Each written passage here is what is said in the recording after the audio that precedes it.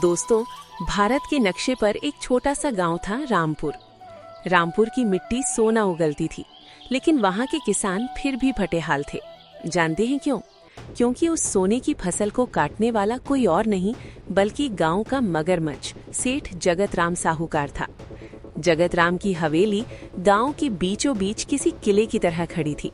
उसकी तिजोरी का मुंह कभी बंद नहीं होता था और उसके बही खाते की स्याही कभी सूखती नहीं थी। वो गांव वालों को कर्ज देता नहीं था बल्कि उन्हें खरीद लेता था। ये कहानी किशन की है, जिसके एक अंगूठे के निशान ने उसकी पूरी जिंदगी दांव पर लगा दी। समय दोपहर का। किशन अपने खेत की मेड़ पर सिर पकड़कर बैठा था। आसमान में बादल तो थे, लेकिन बरस नहीं रहे थे।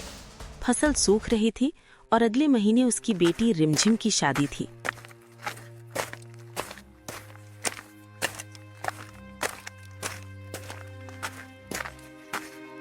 सुनते हो? ऐसे बैठने से क्या होगा? बारात दरवाजे पर आने वाली है और घर में एक दाना नहीं है। गहने तो दूर, मेहमानों को खिलाएंगे क्या? सुनीता, मैं क्या करूं? फसल हुई नहीं, मंडी में पुराना हिसाब बाकी है, कोई उधार देने को तैयार नहीं। तो फिर सेठ जगत राम के पास जाओ। सुना है वो आजकल कम ब्याज पर पैसा दे रहे हैं। जगत राम? नहीं सुनीता, वो साहूकार नहीं, यमराज है। जिसकी परछाएं भी उस पर पड़ जाए वो बर्बाद हो जाता है। तो क्या बेटी की शादी तोड़ देंगे? इज्जत का सवाल है। जाओ, हाथ पैर जोड़ो, शायद पिघल जाए। मजबूरी इंसान को शेर के पिंजरे में भी भेज देती है। किशन भारी कदमों से हवेली की ओर चल पड़ा।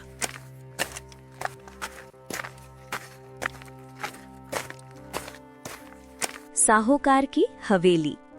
मुनीम जी मोटे बही खाते में कुछ लिख रहे थे। सेठ जगत राम मसनद गोल तकिया के सहारे लेटा हुआ हुक्का पी रहा था।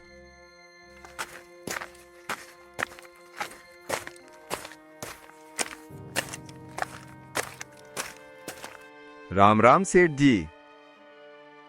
आओ किशन भाई, बड़े दिनों बाद रास्ता भूले। सुना है बिटिया की शादी है, बधाई हो। बधाई कैसी सेठ जी? विपदा है, फसल सूख गई।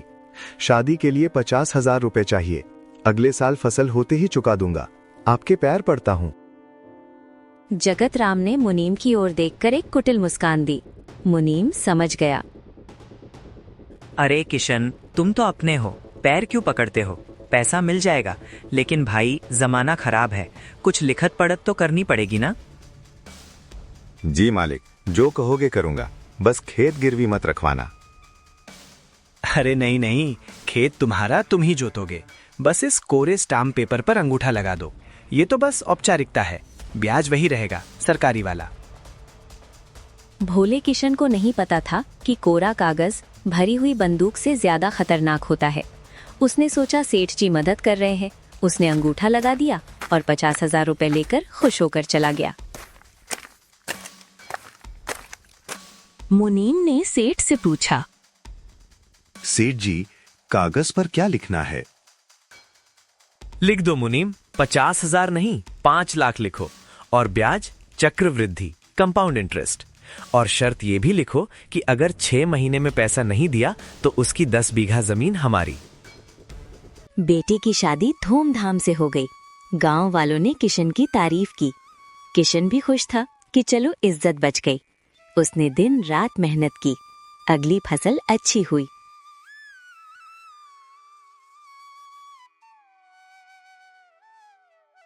छह महीने बाद किशन 55,000 रुपए मूलधन प्लस थोड़ा ब्याज लेकर खुशी खुशी सेठ की हवेली पहुंचा।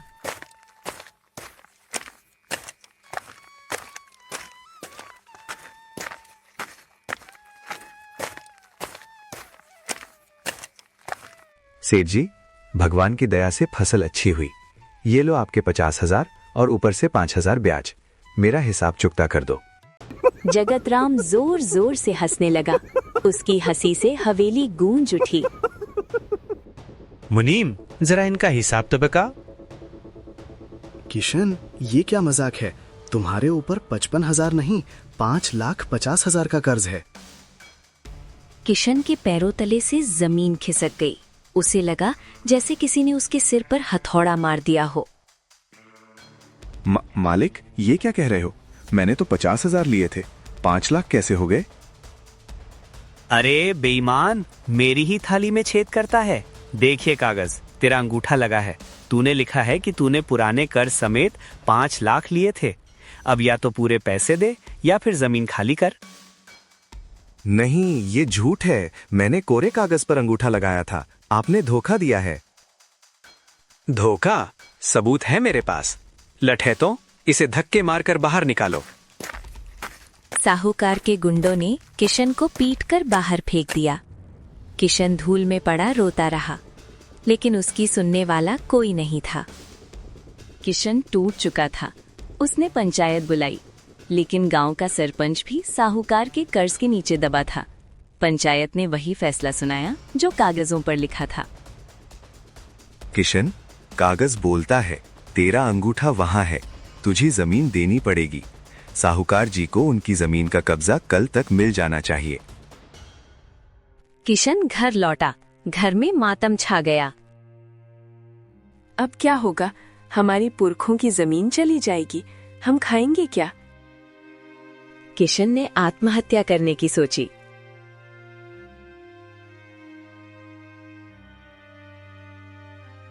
वो रात को रस्सी लेकर खेत की ओर जा रहा था। तभी उसे किसी ने पीछे से टोका। बापू। किशन मुड़ा। उसका बेटा सूरज खड़ा था। सूरज शहर में रहकर वकालत की पढ़ाई कर रहा था और छुट्टियों में घर आया था। उसे पता नहीं था कि पीछे क्या हुआ है। बापू, ये हाथ में रस्सी क्यों और माँ क्यों रो रही है? किशन ने फूट फूट कर बेटे को सारी बात बताई। सूरज की आंखों में आंसू नहीं, अंगारे थे। उसने रस्सी किशन के हाथ से छीन ली। बापू, आत्महत्या कायर करते हैं। किसान धरती का सीना चीरकर अनाज उगाता है, वो एक बेईमान बनिए से डर गया। आपने मुझे शहर पढ़ने इसलिए भेजा था ताकि मैं नौकरी करूं? नहीं बापू, ताकि मैं ऐसे अनपढ़ता के अंधेरे को मिटा सकूं। कल सुबह हम हवेली जाएंगे। नहीं बेटा, वो बहुत ताकतवर है। पुलिस, सरपंच सब उसकी जेब में है। कानून जेब में नहीं होता बापू। कल गांव देखेगा कि शिक्षा की ताकत क्या होती है।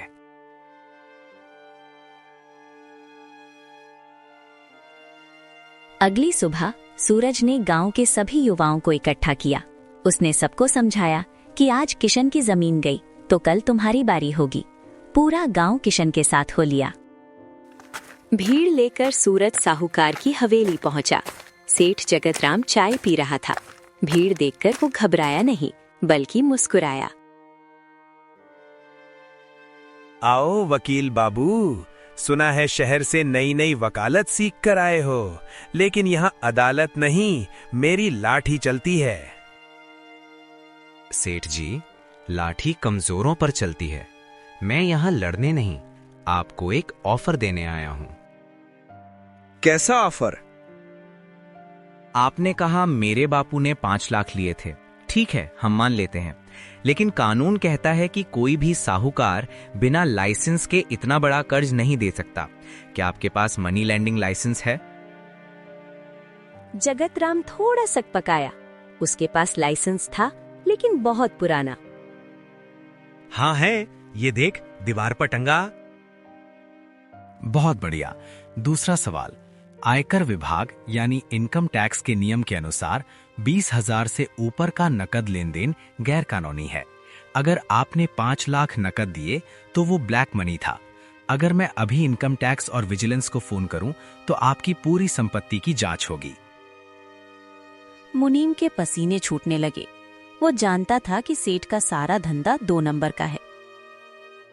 सेठ जी, ये लड़का फंसा देगा। अगर ऊपर जांच बैठ गई तो करोड़ों का नुकसान होगा। ए छोकरे, मुझे धमकी देता है? पुलिस मेरे साथ है। पुलिस आपके साथ हो सकती है, लेकिन लाइव कैमरा नहीं। सूरज ने अपना फोन निकाला जो फेसबुक पर लाइव चल रहा था। सेठ जी, इस समय 5,000 लोग आपको लाइव देख रहे हैं। अगर आपने अभी सच नहीं उगला तो ये वीडियो मुख्यमंत्री तक जाएगा। सेठ जगतराम अब बुरी तरह फंस चुका था। एक तरफ कानूनी दांवपेच, दूसरी तरफ सोशल मीडिया की बदनामी और सामने खड़ा गुस्से से भरा गांव। सूरज ने अपनी जेब से एक और कागज निकाला। और एक बात सेठ जी, आपने जिस स्टाम्प पेपर पर बापू का अंगूठा लगवाया था, उस स्टाम्प की तारीख देखिए। ये स्टाम्प पेपर 2024 में बना है, लेकिन आपने कर्ज की तारीख 2023 डाली है। कोई भविष्य से कागज लाकर भूतकाल में कर्ज कैसे ले सकता है? ये साफ चालसाजी है। इसके लिए आपको 7 साल की जेल होगी। मुनीम ने गलती की थी। उसने पुराने तारीख के कर्ज के लिए नया स्टाम्प इस्तेमाल किया था। सेठ जगतराम अपनी कुर्सी पर धम से बैठ गया। उसका सारा अहंकार चकनाचूर हो गया। सूरज बेटा, गलती हो गई, मुझे माफ कर दो। मैं बुढ़ा आदमी हूँ, जेल मत भिजवाओ। माफी मुझसे नहीं, मेरे बापू से मांगिए, और पूरे गांव के सामने। गांव के सामने उस घमंडी सेठ ने किशन के पैर पकड़े। शर्त ये है, बापू का पूरा कर्ज माफ होगा। आपने गांव के जितने भी लोगों की जमीन धोखे से हड़पी है, सबके कागज अभी वापस करने होंगे। आज के बाद आप किसी अनपढ़ को नहीं ठगेंगे। मरता क्या न करता। जगतराम ने तुरंत मुनीम से सारे गिरवी कागजात मंगवाए और सबके सामने फाड़ दिए। गांव वालों ने सूरज को कंधे पर उठा लिया। उस दिन रामपुर में असली दिवाली मनाई गई। किशन को उसकी जमीन वापस मिली और गांव को साहूकार के चंगुल से आजादी। सूरज ने गांव में ही रहकर एक सहकारी बैंक खोलने में मदद की, ताकि किसानों को कम ब्याज पर लोन मिल सके और उन्हें किसी साहूकार के पास न जाना पड़े। सेठ जगतराम की दुकान अब भी है, लेकिन अब वो मक्खी मारता है, क्योंकि अब गांव का कोई भी आदमी कोरे कागज पर अंगूठा नहीं लगाता। अगर आपको ये कहानी पसंद आई तो इसे अपने दोस्तों के साथ शेयर ज़रूर करें। अगली बार फिर मिलेंगे एक नई सीख और एक नई कहानी के साथ। विलेज स्टोरी से जुड़ने के लिए धन्यवाद।